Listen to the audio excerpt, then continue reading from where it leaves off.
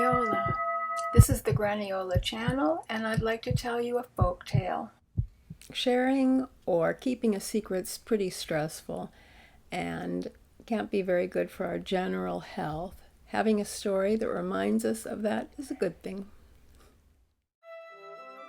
The tale of the ugly king who grew a horn describes the heavy weight of concealing an obvious truth. A young prince had spent his entire life in a beautiful castle. When it came time for him to take over the throne of his father, an open invitation was sent out throughout his country for people to come to the courtyard of the palace to see him assume the crown. People were always happy to spend their afternoon in a beautiful place with lively music. So the courtyard was packed with people and their mood was celebratory. That was until the moment when the trumpets announced that the prince was coming out on the balcony.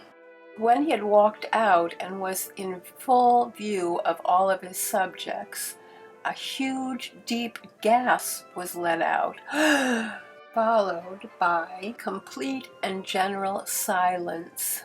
This common reaction came about because none of the people in the crowd had ever seen an uglier human being.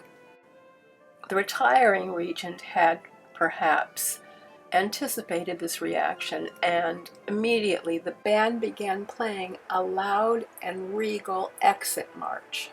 The people returned to their revelry, and the newly crowned king returned to his rooms. Once the celebrations were over, the people became a little bit more philosophical about their new king. This was made easier by the fact that he basically never left the palace. And because his father had been a kind and intelligent and organized person, as was he was able to rely on the huge number of loyal and well-trained people on the palace staff to carry out his orders.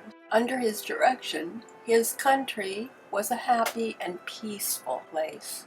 People were grateful, and as they spoke about him in the years that followed, they never talked about how ugly he was, but rather remembered him as being distinguished looking, because power makes ugliness distinguished.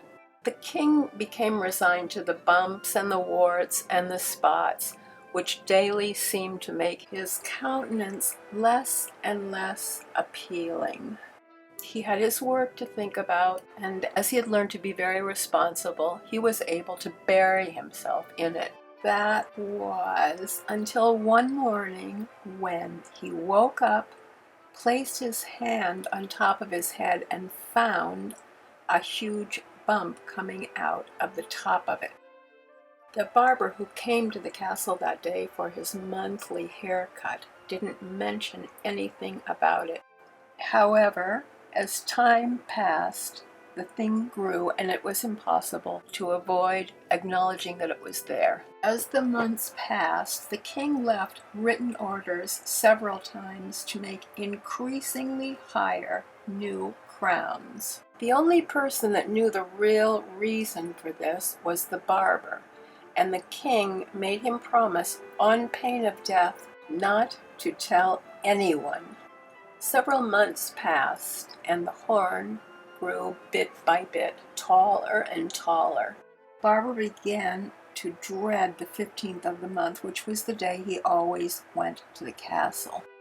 That poor but faithful man got to the point where he was not eating well and he couldn't fall asleep at night. And the only thing that he ever thought about was the king's secret. He longed to share it with someone else. Of course, he knew that this was impossible. But after weeks of anguished worrying, finally he came up with a plan. He got up very early one morning and walked until he was far away from any houses and hadn't seen a person for hours.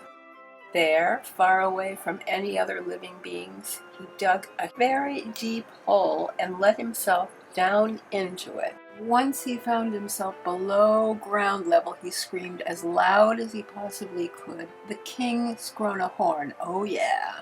The king has grown a horn, oh yeah!" After several hours of this, he was exhausted, so he finally filled the hole and went back home. And for the first time in months, he slept soundly. The seasons changed, and when they did, wild oats grew over the top of the hole that he had made earlier. One day, a group of children were out playing, and they saw the patch of wild oats, which they decided to cut down to make whistles. They often did this, and when they did, the reed vibrated and made different sounds. In this case, they were shocked when they blew on the reed that instead of just a whistle, a sound came out. "The king has grown a horn, oh yeah, the king has grown a horn, oh yeah." Delighted, they laughed and ran into the village that was near the castle, blowing on their reeds. It took practically no time at all for the king to hear what was happening.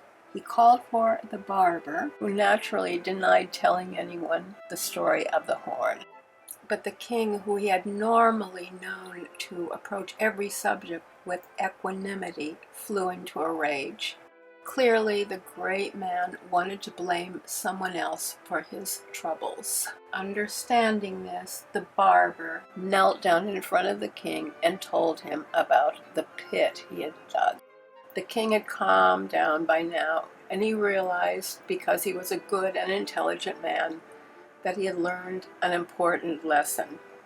If something really needs to be a secret, don't tell anyone. And one of the heaviest burdens that you can place on another person is to oblige them to keep a secret. The young king was compassionate and he was just. And he decided at that moment that he would take off his high crown and let his people see the horn that was growing out of the top of his head. As he walked toward the balcony and his attendants helped him remove the very tall crown, an amazing thing happened. The horn that had grown so tall on top of his head shrunk down into nothing and disappeared. I think all of us have changed our ways of communicating during the pandemic. And recently, I was having a group conversation with a friend that I've known literally for years, and she began talking about growing up in Malta. She may have mentioned this before, but now, talking to a screen and then sitting in front of it after a conversation allowed me to actually realize I knew nothing about that country. Now I can actually locate it on the map. Here it is.